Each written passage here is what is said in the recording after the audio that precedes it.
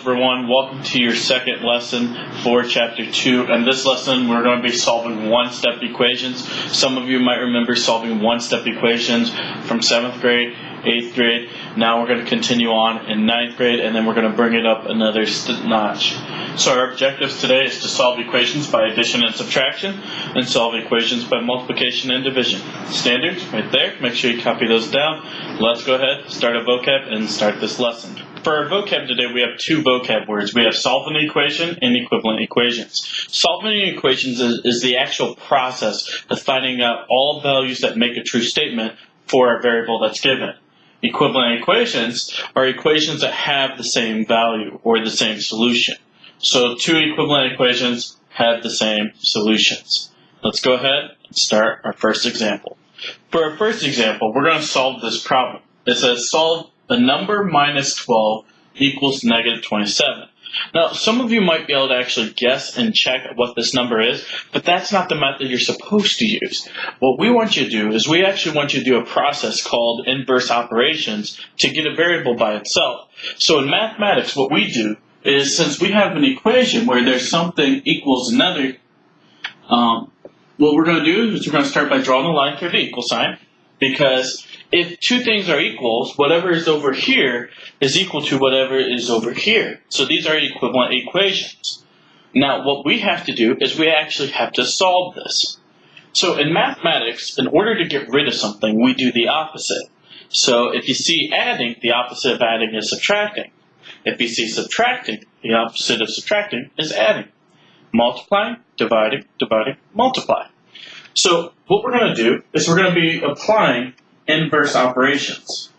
So what I did was I wrote 4 different steps. To get rid of subtraction, add on both sides. To get rid of addition, subtract on both sides. To get rid of multiplication, divide on both sides. And to get rid of division, multiply on both sides. So looking back at our problem here, I have something I don't know, minus 12 is equal to negative 27.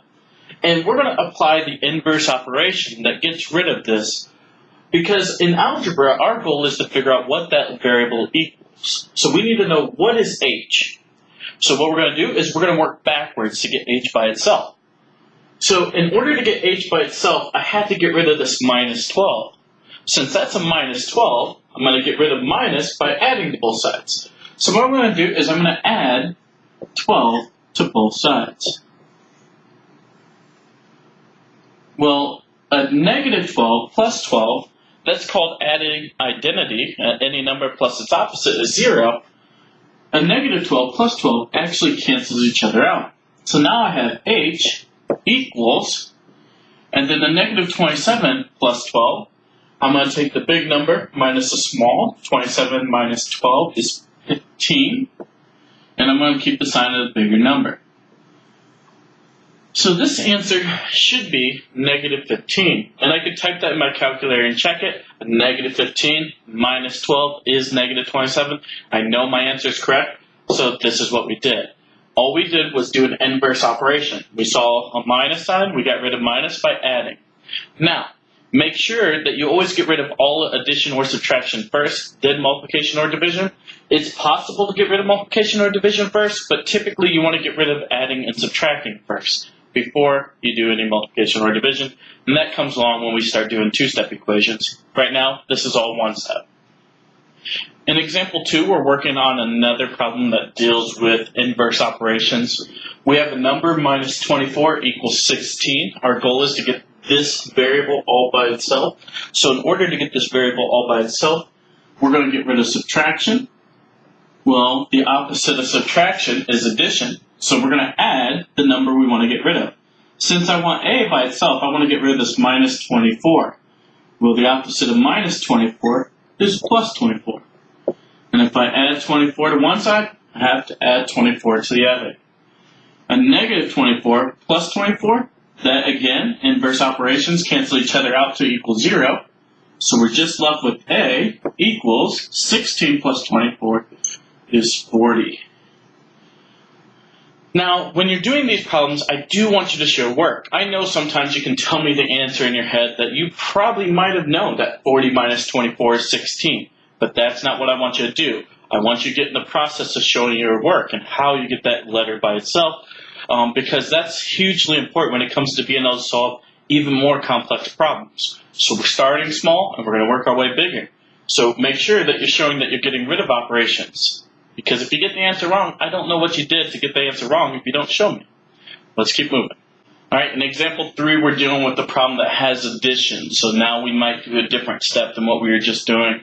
Instead of getting rid of subtraction by adding, we're now going to get rid of addition.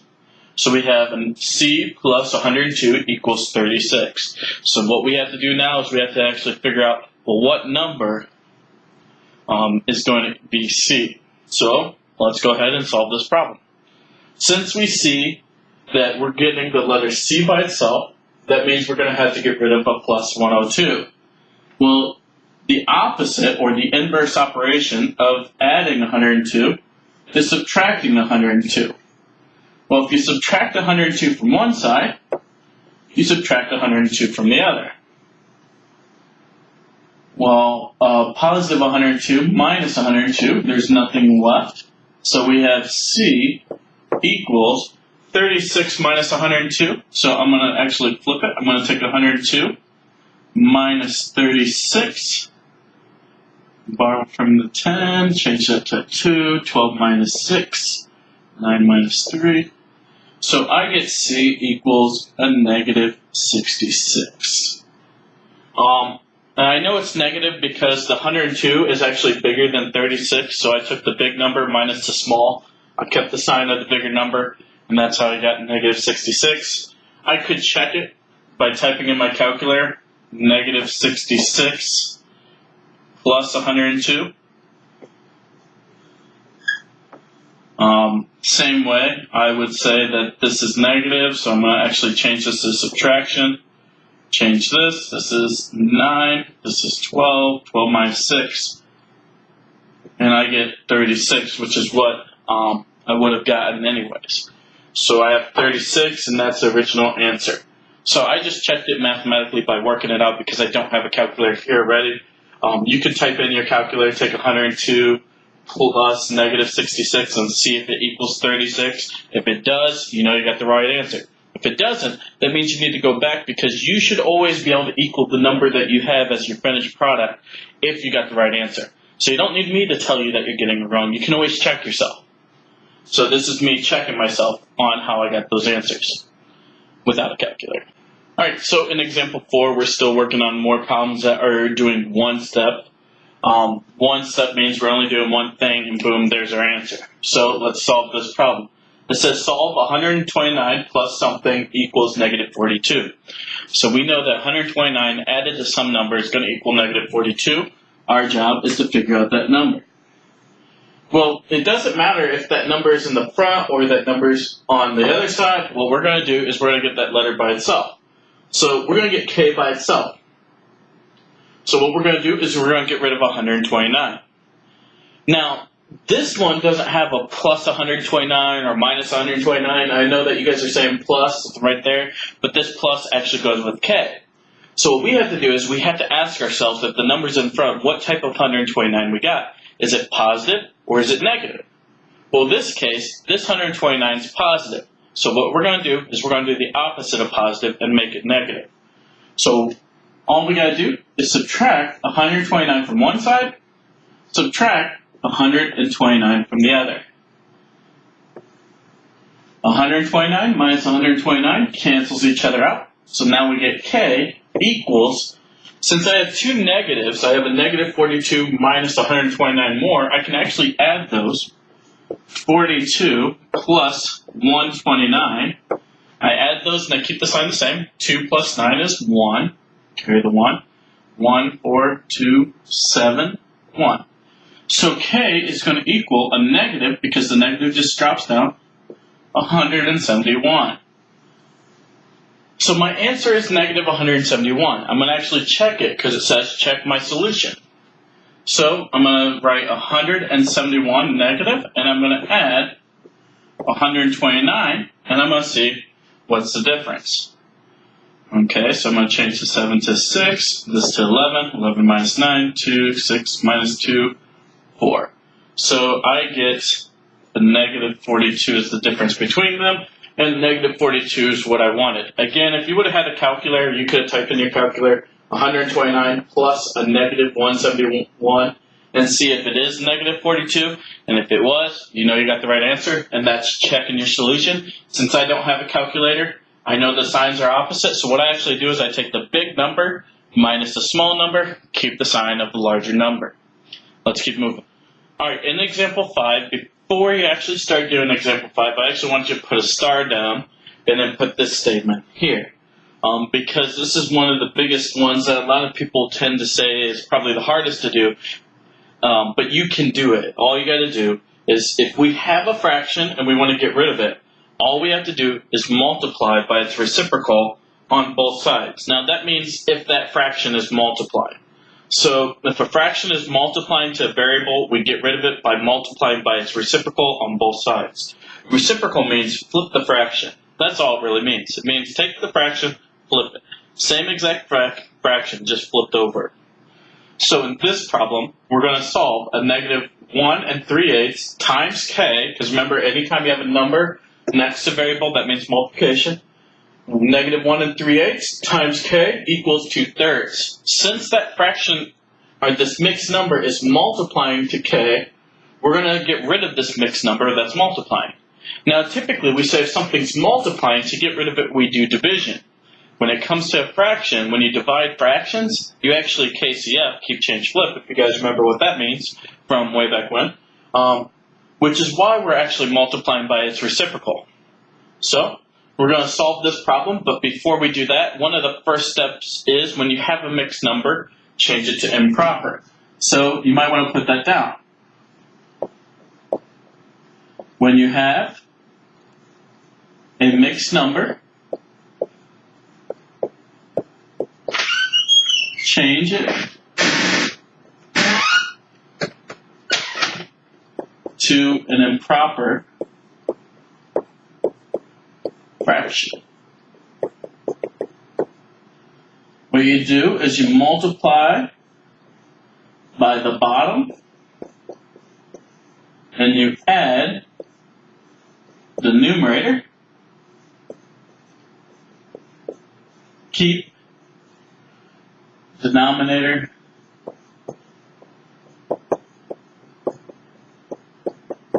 the same. So this is just your rule that we learned a long time ago. When you have a mixed number, all you do is change it to an improper fraction. What that means is you multiply by the bottom number, you add the numerator, and keep the denominator the same. So here we have a mixed number. It's negative 1. So what we're going to do is take negative 1 times 8. Well, actually, first let's take it as 1. 1 times 8, that's 8. 8 plus 3, that's 11. So we have a negative 11 eighths. Since the mixed number was negative, this means our fraction is negative. So we have a negative 11 eighths k equals 2/3. So first thing we did was we changed our mixed number to an improper fraction. That's the first thing you want to do. Change a mixed number to an improper. Now, we want to get rid of a fraction by multiplying by its reciprocal on both sides. Reciprocal means we take this fraction and we're going to flip it. But again, it says multiply by its reciprocal. So I'm going to write times 8 over negative 11 on one side and times 8 over negative 11 on the other side. It doesn't matter if you put the negative on top. It doesn't matter if you put the negative on bottom. Here's what's going to happen. If I have 8 times negative 11, I get negative 88. If I have negative 11 times 8, I get negative 88. So what we have is a negative 88k. Well, negative 88 over negative 88k equals 2 times 8, that's 16. 3 times 11, that's negative 33. So we've almost got our answer. What we have to do now is we have to get the letter k by itself. Well, a negative divided by negative is a positive, and 88 divided by 88 is 1. So we can actually cancel this out and say that there's one letter k is equal to 16 over negative 33. And that would be our answer, because we want to know what one letter k is equal to. So whenever you have a fraction, you want to multiply by its reciprocal, but first, if it's a mixed number, change it to an improper fraction. Alright, good going for staying this long with me. We're solving some more problems. I know there's going to be quite a few examples, and I know that you guys have taken quite a bit of notes with this, and that's okay. Practice makes perfect. So example 6 says solve negative 75 equals negative 15 times b. Again, I read this as negative 15 times b. So this is one of the reasons why in the first lesson of both chapters, we need to know what's happening between every number and every variable. So it's important that we know the operation. A number next to a variable means multiplication if there's no sign in between. So we're going to draw a line through our equal sign. And since this is not a fraction, we're going to look at this. Well, that's negative 15 times b. So I want to get rid of this negative 15 that's with b. Since it's multiplying, to get rid of multiplication, I'm going to divide on both sides. So we're going to divide by the number we want to get rid of. We don't want to get rid of b. So we're not going to divide by b. I've seen a lot of students in the past divide by b. You want to keep b there. So the one number that you want to divide by on both sides is this number here. We want to get rid of that. So we're going to divide by negative 15 on one side and divide by negative 15 on the other. Well, a negative divided by negative is a positive, and 15 divided by 15 is 1. So if I wanted to, I could say that 1b is equal to a negative divided by negative is a positive, and 75 divided by 15 is, I believe, 5. So 1b is 5. So the letter b is equal to 5. Now I want to check my answer and make sure that's correct. So I'm going to do 15 negative times it by 5, and if I'm correct, this should equal negative 75. 5 times 5, that's 25. Carry the 2. 5 times 1, that's 5, plus 2, that's 7, and a negative times a positive is a negative. So this does in fact give me negative 75, so my answer is correct. 1b is equal to the number 5. So example 7, what we're going to be doing is we're going to be solving ones that have two mixed numbers. So we're going to solve 4 1/3 times m equals 5 3/7. So again, we have mixed numbers. First step, change them to impropers. And we talked about that in the previous example, about 2 examples back. So we're going to change both of these to improper fractions. And all we got to do is multiply by the bottom and add the top. 4 times 3 is 12. 12 plus 1, that's 13. So this is 13 over 3, because we keep the denominator the same. 13 over 3 times m equals 5 times 7, that's 35. 35 plus 3, that's 38. So in this problem, we definitely want to change both of them to improper fractions so we can make our math easier. So we changed them both to improper fractions. Now we can actually solve this.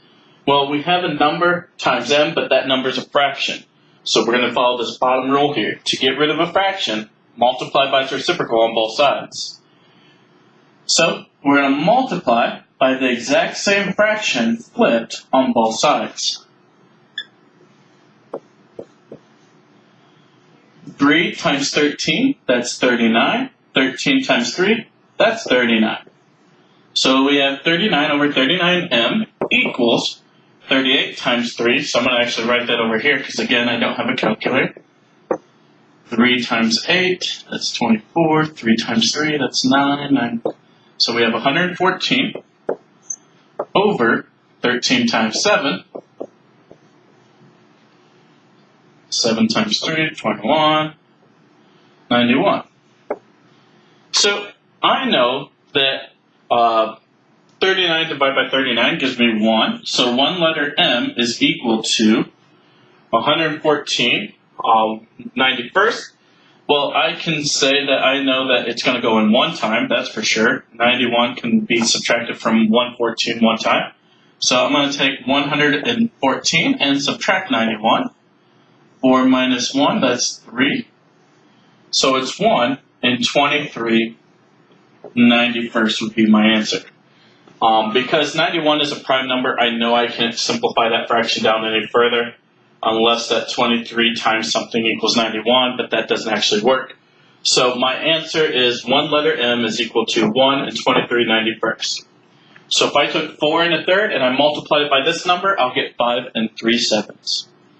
Let's keep going. All right, in example 8, we're going to be solving a number divided by 7 equals 6. So we need to get that number by itself.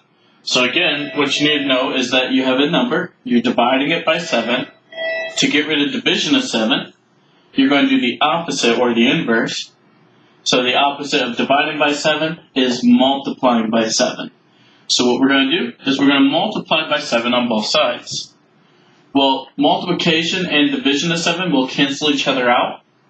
So we'll get x equals 6 times 7, that's 42.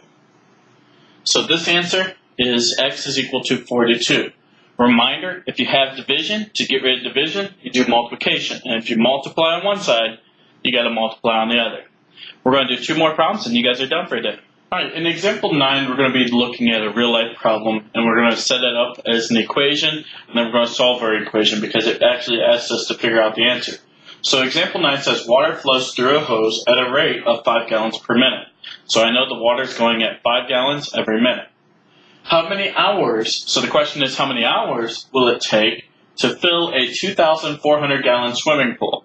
So first, I know that's how many gallons I have, and I know that I'm doing 5 gallons per minute.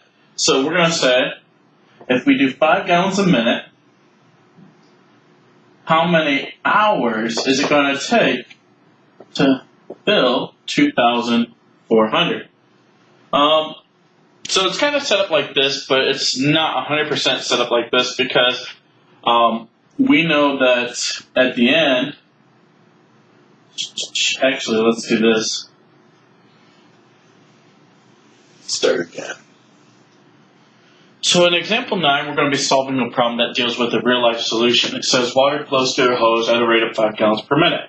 How many hours will it take to fill a 2,400 gallon swimming pool? So 2,400 gallon swimming pool. We know it's going at 5 gallons per minute. We have to change minutes to hours at the very end. But let's go ahead and say, if we're filling 5 gallons per minute, how many minutes would it take to fill this pool? So this equation right here would actually tell us how many minutes it would take to fill this pool. So we know that we have 5 times minutes because it's doing 5 gallons every minute. And we know that the pool is 2,400 gallons. So what we're going to do is we're going to divide by 5 because that 5 is multiplying. 5 divided by 5 is going to cancel out. So the minutes is going to equal, now I'm going to do long division because again I don't have a calculator. Number on top goes in the inside, number on bottom goes on the outside. I'm going to start with 2, I can't do it. So I'm going to go to 24, 5 can go into 24 4 times. 5 times 4, that's 20. I subtract, I get 40. Well, 5 times what is 40? 5 times 8 is 40. 5 times 8, that's 40. I subtract, and I get 0. Well, I still have to fill this, so I know that if we were filling up at 5 gallons a minute, it would take 480 minutes to fill this pool. So the minutes is equal to 480. But the question doesn't ask how many minutes it would take. The question asks how many hours it would take. So what we're going to do is we're going to take 480 minutes and divide it by 60. Well, I'm going to be able to cancel out these zeros, so I really just got 48 divided by 6, which is 8. It's going to take 8 hours to fill this pool if we're filling up at 5 gallons per minute. One more question, and you guys are done for today. All right, let's do it. Ricardo's driving 780 miles to Memphis. He drove 3/5 of the distance on the first day. About how many miles did Ricardo drive? So what we need to do is we actually need to write down the situation. We know that he drove 3/5 of, the word of in mathematics means time, so 3/5 times the distance that he had to go. Well, he had to go 780 miles, so he did 3/5 of 780 miles. And that's how many miles that he drove on the first day. Well, we have to actually figure out how many miles did he drive on the first day. So we're actually going to take 3 times 780, and then we're going to divide it by 5. Or we could make this a fraction by putting it over 1. So I'm going to use my cell phone calculator to help me out on this. So 3 times 780. This gives me 2,340. 5 times 1 is 5. So this is equal to the miles that he drove on the first day. And so now if I take this number divided by 5, his miles is equal to 468 miles.